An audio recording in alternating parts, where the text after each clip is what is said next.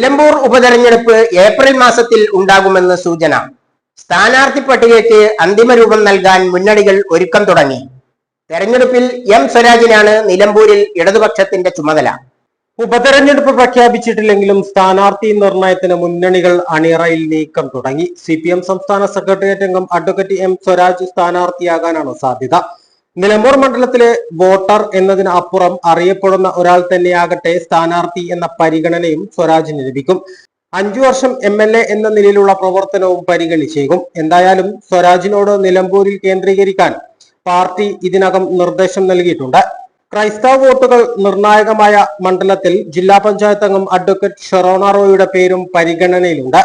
നിലമ്പൂർ നഗരസഭാ ചെയർമാൻ മാട്ടുമ്മൽ സലീം എന്നിവരും പട്ടികയിലുണ്ടെന്നാണ് സൂചന.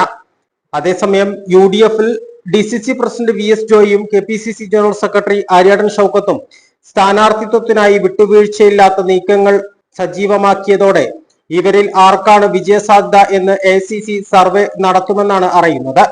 PV അൻവറിന്റെ നിലപാടും ഇതിൽ നിർണായകമാകും. ക്രൈസ്തവ വിഭാഗത്തിൽ നിന്നും ഒരാളെ സ്ഥാനാർത്ഥിയാക്കുന്ന കാര്യവും BJPയുടെ പരിഗണനയിലുണ്ട്. അഡ്വക്കേറ്റ് അശോക് കുമാർ, R രശ്മിൽനാഥ് എന്നിവരും സ്ഥാനാർത്ഥിത്വത്തിനായി ചരടുവലി തുടങ്ങിയിട്ടുണ്ട്. ന്യൂനപക്ഷ വിഭാഗത്തിന് പരിഗണന നൽകിയാൽ സംസ്ഥാന തലത്തിൽ അറിയപ്പെടുന്ന ഒരാൾ സ്ഥാനാർത്ഥിയായി എത്താനുള്ള സാധ്യതയുമുണ്ട്.